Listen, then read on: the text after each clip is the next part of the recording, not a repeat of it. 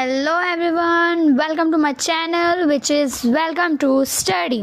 Now हमारा 4th chapter complete हो चुका है, तो अब अगर उसमें कोई भी डाउट है तो प्लीज़ मुझे बता देना, कमेंट कर देना। मैं उसके रिलेटेड वीडियो बना के अपलोड कर दूँगी ताकि आपको इजी हो समझने में, इजी से इजी वे में मैं आपको बता दूँगी।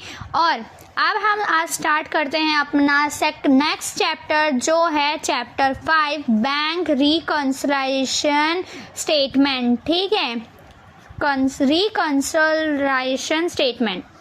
ठीक है, तो अब पहला तो उसका पहला पॉइंट क्या है, टॉपिक क्या है कि नीड फॉर रिकंसिलिएशन। ठीक है, तो उसका क्या होता है,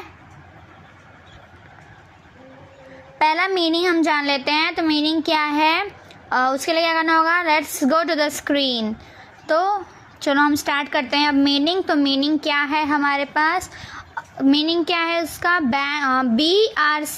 BRS लिखा है मैंने, तो उसका मतलब समझ जाना बैंक रिकंसिलिएशन स्टेटमेंट। ठीक है, तो क्या है, a summary of a banking and the business activity that reconcile and entries a bank account with its final records. मतलब क्या होता है इसका कि जो बैंक और बिजनेस का जो एक्टिविटी है वो रिकंसिल करता है एंड एंट्रीज को बैंक अकाउंट में विद इट्स फाइनेंशियल रिकॉर्ड, जो भी फाइनेंशियल रिकॉर्ड्स है उसको लेकर।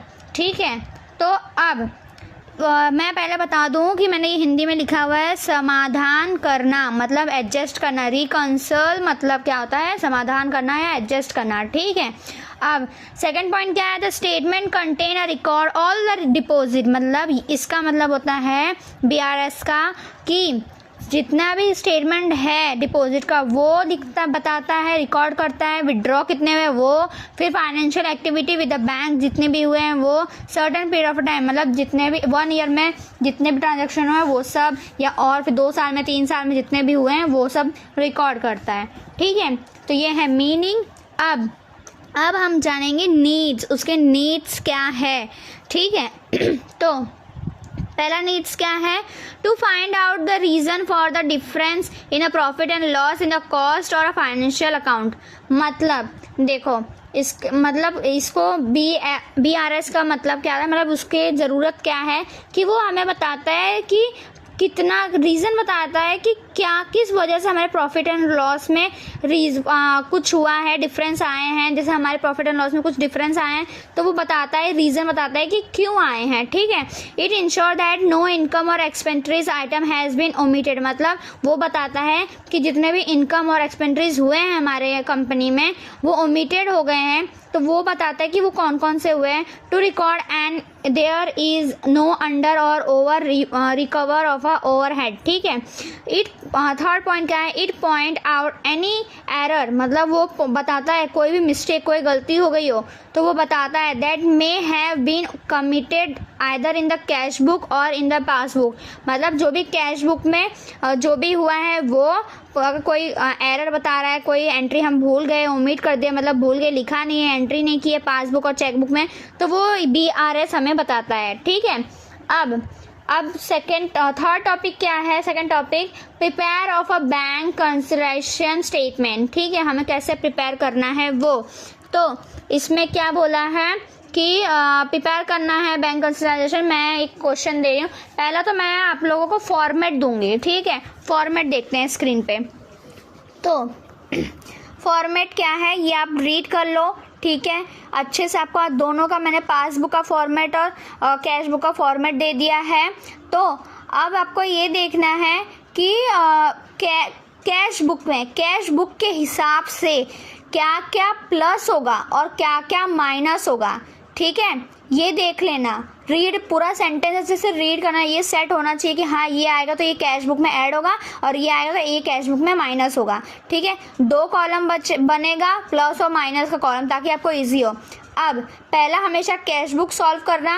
कैश बुक सॉल्व करने के बाद जो आपकी लास्ट में अमाउंट आएगी वो पास होगी पासबुक में। ठीक है, वो एंट्री कहाँ जाएगी, पासबुक में जाएगी, क्रेडिट साइड में जाएगी। और कैश बैलेंस, जो कैश बुक होती है उसकी क्या होती है, डेबिट बैलेंस होती है। मतलब बैलेंस BD क्या होता है, ओपनिंग बैलेंस क्या होती है, डेबिट होती है, और पासबुक की क्रेडिट होती है। ठीक है, तो हमेशा उसकी पहले कैश बुक सॉल्व करना। कैश बुक में जो आंसर आएगा लास्ट में माइनस करने के बाद, माइनस प्लस करने के बाद, तो वो कैश बुक पासबुक में जाएगा, ठीक है। फिर वहाँ से पासबुक की जितनी भी एंट्री होगी वो पासबुक में करते जाना, फिर वो तुम्हारा टोटल बैलेंस कंसोलिडेशन स्टेटमेंट बन जाएगा, ठीक है। तो हमें पता चल जाएगा। तो ये होता है, ये आपको फॉर्मेट पहले अच्छे से देख लो, रीड कर लो, ये फॉर्मेट है, ठीक है। मैं रीड नहीं करूँगी, आपको खुद रीड करना है ताकि आपको समझ आए, ठीक है। रीड करो, उसको समझो, उसको ट्रांसलेट करो तो आपको समझ आ जाएगा, ठीक है। चलो, तो अब हम स्टार्ट करते हैं। क्वेश्चन क्या बोला है, प्रिपेयर BRS, मैं शॉर्ट फॉर्म में बोल रही हूँ, समझ आना आप, ठीक है। फ्रॉम द फॉलोइंग इन्फॉर्मेशन, तो पहला क्या बोला है, cash at bank as show by the cash book 75,000, मतलब कैश एट बैंक किया हुआ है, कैश बुक में बताना है, मतलब बैलेंस दी हुई है, ठीक है, 75,000, ठीक है।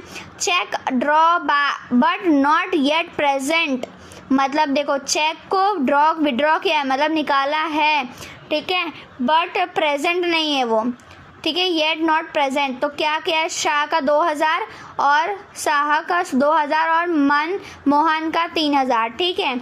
अब cheque paid into the bank, मतलब चेक क्या है, पे कर दिया है बैंक में, बट नॉट येट क्रेडिटेड, मतलब पे तो कर दिया बैंक में लेकिन क्रेडिट नहीं हुआ है बैंक में अभी।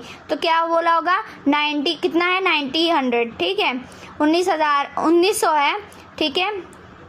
अब bank charge not yet entered in the cash book, मतलब जो बैंक चार्ज किया हुआ है, वो जो बैंक चार्ज हुआ है वो कैश बुक में नहीं लिखा है, एंट्री नहीं की है, ओमिटेड है, तो वो हमें करनी है 100, ठीक है। तो अब हमने क्वेश्चन पढ़ लिया, अब आंसर सॉल्यूशन देखो कैसे करते हैं। ये फॉर्मेट मैंने बनाया है। अब देखो ऊपर लिखना है balance as per the cash book के हिसाब से लिखना है, ठीक है, कैश बुक के हिसाब से सोचो अभी सिर्फ। तो कैश बुक का बैलेंस क्या है, याद है मैंने डेबिट बताया था, तो 75,000 प्लस होगा। फिर मोहन देखो मैं एक बात बता दूं, आपको फॉर्मेट याद होगा तो ही आप इसको कर पाओगे, नहीं तो ये नहीं करोगे। ये थोड़ा सा हार्ड चैप्टर है, पर ये आपको फॉर्मेट जब तक नहीं याद होगा तब तक आप नहीं कर पाओगे, ठीक है। तो आपको क्या करना है, फॉर्मेट पहले याद करना है, ठीक है। फॉर्मेट अच्छे से याद करो, क्या प्लस करना है क्या माइनस करना है, वरना एक गलत एंट्री आपकी पूरी एंट्री खराब कर देगी, ठीक है। तो देखो अब ये ऐड किया, अब ये क्या है, cheque withdraw but not yet present, मतलब चेक को विड्रॉ कर लिया, मतलब कैश आ गया है लेकिन प्रेजेंट नहीं है अभी, तो हम लोग इसको प्लस करेंगे, कैश क्योंकि आ गया है हमारे पास, तो प्लस किया, दोनों को प्लस किया, 5,000 हुआ, तो 5,000 हमने प्लस कर दिया। अब क्या बोला है, cheque paid into the bank, मतलब बैंक में पे किया है ना, तो बैंक में क्या पास इशू होता है, पासबुक इशू होता है ना, तो क्या इसमें जाएगा, पासबुक में जाएगा, पर हम लोग कैश तो माइनस करेंगे हम लोग। तो कैश बुक क्या है, 19,000 माइनस करना है, ठीक है। बैंक चार्ज, मतलब बैंक ने चार्ज किया है, मतलब पासबुक में, तो ये भी कैश बुक में जाएगा माइनस में, जो पासबुक में होगा वो कैश बुक में माइनस होगा, ठीक है। तो 100 रुपीज़ माइनस। अब प्लस करो पहले डेबिट साइड का और फिर प्लस और माइनस करो दोनों, पहले प्लस को प्लस करो फिर माइनस वाले का, दोनों को प्लस करो फिर माइनस करो प्लस वाले से, तो 78,000 टोटल बैलेंस आ रहा है। तो ये कहाँ ट्रांसफ़र होगा, पासबुक में ट्रांसफ़र होगा, उसके बैलेंस BD करके क्रेडिट साइड में, ठीक है। तो ये था आज का चैप्टर, मैंने एक ही पार्ट में आपको पूरा एक्सप्लेन कर दिया, पॉइंट भी प्रिपेयर करना बता दिया, 2 ही टॉपिक है इसके अंदर, उसके नीड, मीनिंग और ये प्रिपेयर करना कैसे, और बाकी का आपको खुद से करना है वरना आपको नहीं आएगा। पहले सबसे पहले फॉर्मेट याद कर लो तभी आएगा, नहीं तो नहीं आएगा, ठीक है। Okay, thank you so much for watching my video.